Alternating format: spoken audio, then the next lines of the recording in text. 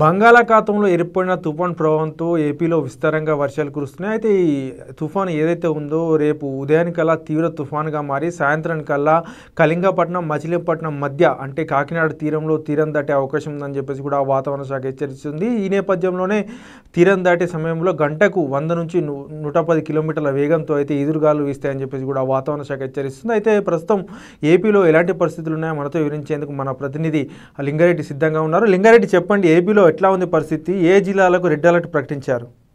ప్రస్తుతం అయితే కోస్తా జిల్లాల వైపు మోంతా తుఫాన్ అయితే భారీగా దూసుకొస్తుంది. ఇది గంటకి 18 కిలోమీటర్ల వేగంతో కాకినాడ వైపు అయితే దూసుకొస్తుంది.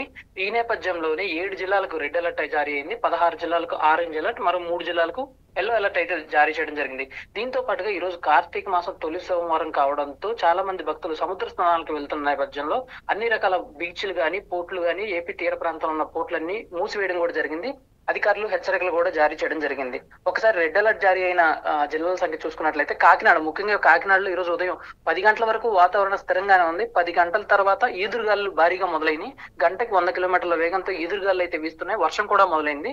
కాకినాడతో పాటు డాక్టర్ బిఆర్ అంబేద్కర్ కోనసీమ జిల్లా, పశ్చిమ గోదావరి, కృష్ణా, బాపట్ల, ప్రకాశం, పల్నాడు, పొట్టి శ్రీరాములు, నెల్లూరు జిల్లాల వంటి వాటిలో కొన్ని చోట్ల ఇప్పుడిప్పుడే వర్షం అయితే మొదలవుతుంది. ఈ రోజు మధ్యాహ్నానికి భారీ నుంచి అతి భారీ వర్షాలు పడే అవకాశం ఉందని అన్ని చోట్ల ప్రమాద హెచ్చరికలు కూడా జారీ చేయడం జరిగింది. అధికారులందరికీ సెలవులు రద్దు చేశారు.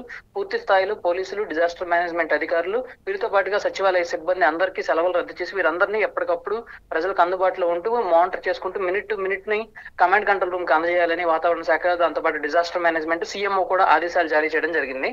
ఈ కాకినాడ వద్ద తీరం దడుతుందని చెప్తున్నారు కదా, కాకినాడ ప్రాంతంలో అధికారులు ఎలాంటి జాగ్రత్తలు తీసుకున్నారు? ఎందుకంటే ఈ తుఫాన్ అనేది చాలా వేగంతో వస్తుంది, ఈదురుగాలతో కూడుకున్న భారీ వర్షపాతం ఉన్న నేపథ్యంలో ఎలాంటి జాగ్రత్తలు తీసుకుంటున్నారు అధికారులు?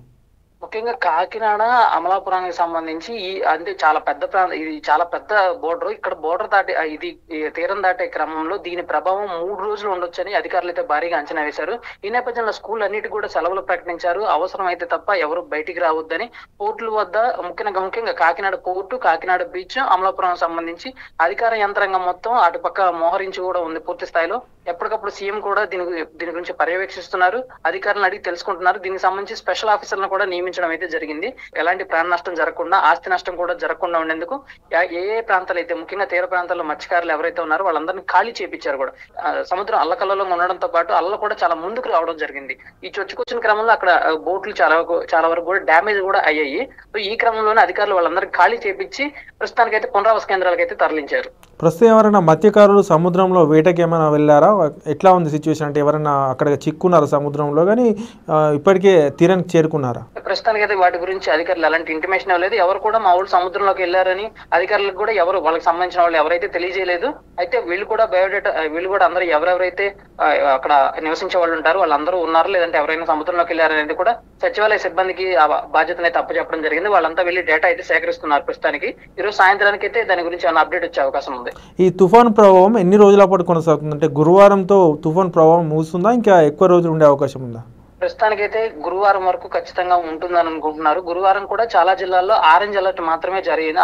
ఆరెంజ్ అలర్ట్ తో పాటు ఎల్లో అలర్ట్ మాత్రమే జారీ చేశారు. ఒకసారి గురువారం జారీ చేసిన జిల్లాల సంఖ్య చూసుకున్నట్లయితే శ్రీకాకుళం, పార్వతీపురం, విజయనగరం, విశాఖపట్నం, అనకాపల్లి, కాకినాడ, తూర్పుగోదావరి, ఏలూరు, ఎన్టీఆర్ జిల్లాలతో పాటు యానంలో అత్యంత భారీ వర్షాలు పడే అవకాశం ఉందని ఇది గురువారం రోజు వరకు. దీంతో పాటుగా బాపట్ల, ప్రకాశం, కర్నూలు, నంద్యాల, రాయలసీమ కోస్టల్ ప్రాంతంలో వారికి ఒక మోస్తరు నుంచి భారీ వర్షాలు పడే అవకాశం ఉందని, గురువారం నాటికి పరిస్థితి ఇలా ఉండబోతుందని వాతావరణ శాఖ అయితే హెచ్చరికలు జారీ చేసింది. చూశారు కదా, ఏపీలో అయితే తుఫాన్ ప్రభావంతో అయితే భారీ వర్షాలు కురిసే అవకాశం ఉందని చెప్పేసి కూడా వాతావరణ శాఖ హెచ్చరించింది. ఈ నేపథ్యంలోనే అక్కడ అధికారులు కావచ్చు, ప్రభుత్వం కావచ్చు అప్రమత్తమైంది. ఎప్పటికప్పుడు కూడా పరిస్థితులు తెలుసుకుని అయితే అక్కడ అధికారులు ఎవరైతే లోతట్టు ప్రాంతాల్లో ఉన్నారో, తీరం వెంట ఉన్నారో వారందరినీ కూడా సురక్షిత ప్రాంతాలకు తరలిస్తున్నట్లయితే తెలుస్తుంది.